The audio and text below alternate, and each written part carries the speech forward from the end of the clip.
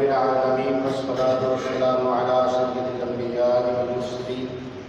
وعلى آله وأصحابه أجمعين أما بعد فأعوذ بالله من الشيطان الرجيم بسم الله الرحمن الرحيم قال رسول الله صلى الله عليه وسلم ألا إن صدقة الفطر واجبة على كل مسلم ذكر أو أنثى حر أو عبد صغير أو كبير أو كما قال عليه الصلاة والسلام صدق رسوله النبي الكريم الأمين إن الله وملائكته يصلون على النبي يا أيها الذين آمنوا صلوا عليه وسلموا تسليما محمد البرية الصلاة والسلام عليك يا سيدي يا رسول الله وعلى آلك وأصحابك يا سيدي يا حبيب الله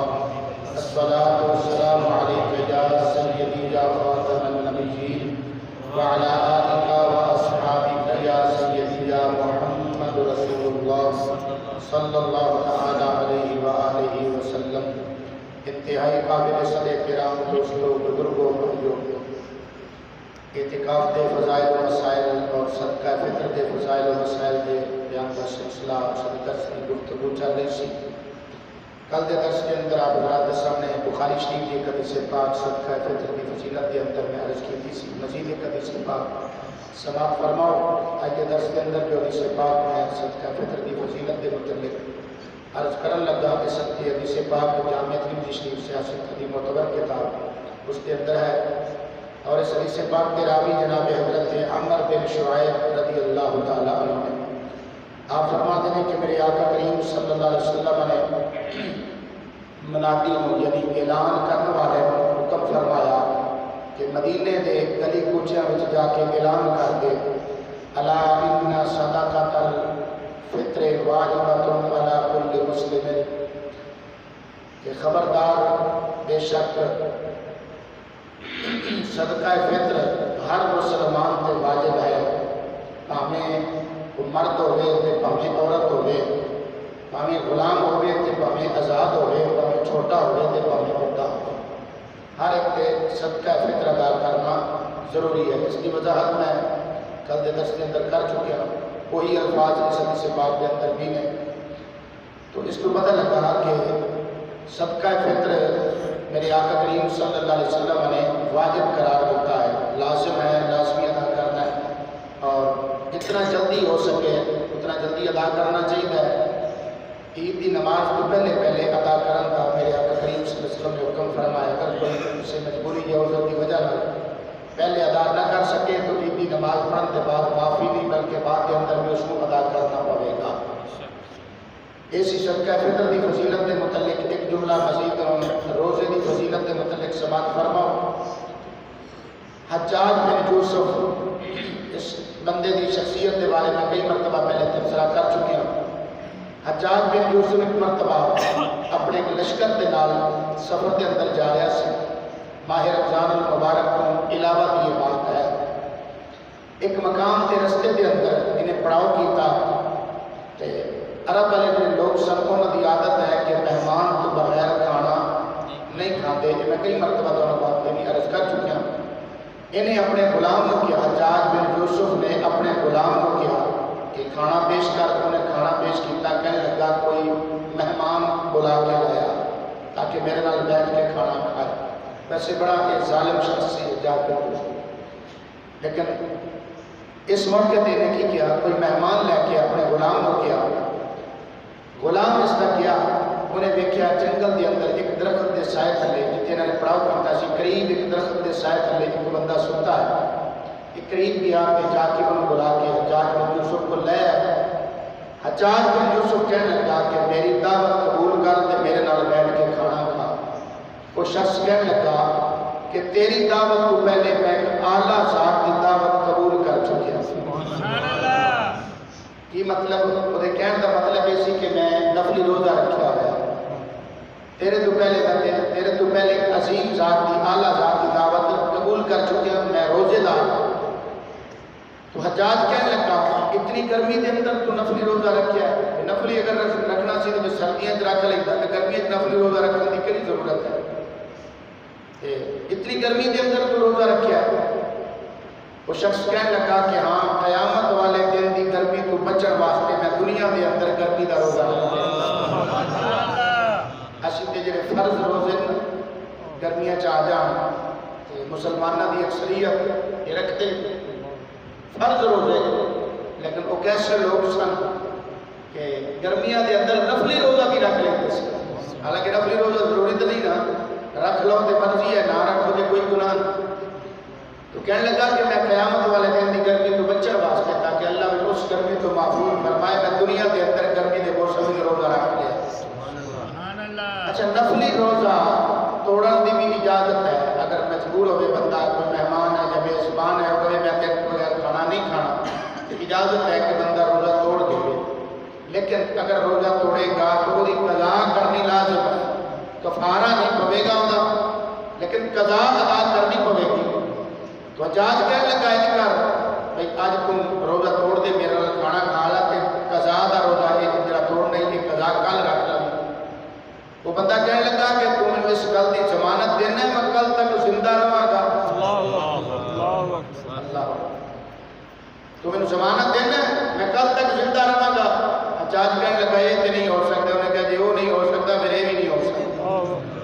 پھر میں روزہ نہیں توڑا، میرے کو پتہ ہی نہیں، میرے کو گارنٹی نہیں، میں بھی توڑ چھوڑا روزہ، قضا تو میرے موقع ہی نہ ملے، میرے موت آ جائے۔ اس وقت کے لوگ گرمیاں کے اندر بھی نفلی روزہ اس طرح رکھتے ہیں۔ ہوں تو ویسے موسم بھی نارمل ہے، ہوں تو چھوٹے بچے بھی روزے رکھے پھرتے ہیں، لیکن پھر بھی کئی مسلمان ایسے ہیں جڑے اس موسم کے اندر بھی روزے نہیں رکھتے۔ اللہ تعالیٰ صبر و توفیق عطا فرمائے۔ آخری جملہ اس درس کا اعتکاف کی فضیلت کے متعلق سماعت فرماؤ کہ حدیث پاک ہے ابن ماجہ شریف سیاست کی معتبر کتاب اس کے اندر ہے، اور اس حدیث پاک کے راوی جناب حضرت عبداللہ بن عباس رضی اللہ تعالیٰ عنہ، آپ فرماتے ہیں میرے آقا کریم صلی اللہ علیہ وسلم نے ارشاد فرمایا هو يعكف الذنوب يجرى له من الحسنات كعامل الحسنات كلها۔ آقا کریم صلی اللہ علیہ وسلم فرماتے ہیں کہ اعتکاف والا جڑا بندہ ہے اعتکاف سے بیٹھا ہے، اعتکاف کی وجہ کے نال وہ گناہ تو بچیا رہتا ہے، سبحان اللہ، گناہ تو محفوظ رہتا ہے کیونکہ اعتکاف کی حالت ہے۔ لیکن فرمایا یجرى له من الحسنات كعامل الحسنات كلها، جڑیاں نیکیاں اعتکاف تو پہلے وہ کریا کرتا سی، لیکن ہن اعتکاف کی وجہ نال وہ نیکیاں نہیں کر سکتا، پاویں نہیں کر سکتا، اللہ انہاں نیکیاں دا انہوں ثواب عطا فرما۔ اعتکاف کی برکتاں ایک نیکی کیتی ہی نہیں بندے نے، لیکن اگر اعتکاف کی حالت وچ نہ ہوندا تے وہ نیکی کرتا تو اعتکاف کی مجبوری کی وجہ نال وہ نیکی نہیں کر سکتا۔ مثال دے طور پہ ایک بندہ مریضاں دی بیماراں دی بیمار کرسی کرتا سی، لیکن روزے دی حالت وچ اپنا اعتکاف دی حالت وچ ہے، ہن بیمار کرسی کرن دی نہیں اجازت جان دی۔ اب میرے کو بات یاد آ کہ کل میرے ایک فون آیا کچھ کو محلہ ایک ہے مدد ٹاؤن، وہ تو مسجد قاری صاحب نے فون کیتا، کہنے لگے کہ ساڈے کول ایک دوست بیٹھا ہے نوجوان اعتکاف تے، کہنے لگا کہ میرا پیپر ہے، میرے اجازت دے میں پیپر دے کے شام تک واپس آ جاؤں۔ اللہ بلہ یقیناً بات ہے، میرے کو نمبر موجود ہے، تسی اس بات کی تصدیق کر سکتے ہو، اجازت دے دیو کہ میں پیپر دے آؤں، بڑا ضروری ہے آرمی کا میں پیپر دینا، تے میرے اجازت دے دیو تے میں شام تک واپس آ جاؤں۔ میں کہا بھئی اسی کی میں اجازت دے سکتے ہیں اس کا؟ ہاں اگر تو لازمی جانا تو پھر اعتکاف تیرا ٹوٹ جانا، اگر اعتکاف تیرا ٹوٹ گیا تو پھر تینوں اس اعتکاف کی پھر قضا دینی پڑے گی، یہ ضروری بات ہے۔ اگر تیری مرضی جس طرح جانا چاہنا نہیں جانا چاہتا،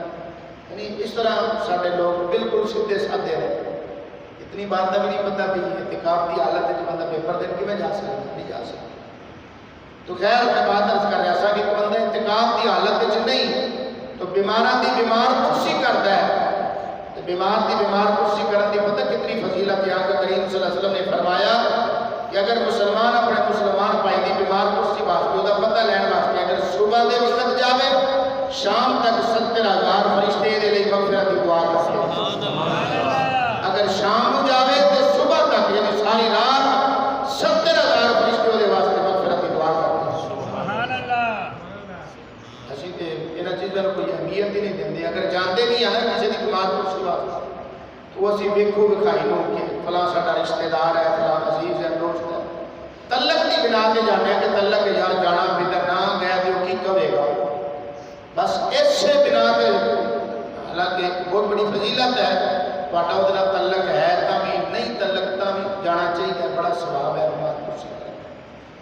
تو اعتکاف کرنا بندہ معتکف ہے اگر اعتکاف کی حالت چ نہ ہوتا کہ بیمارہ دی بیمار کچھ نہیں کرتا،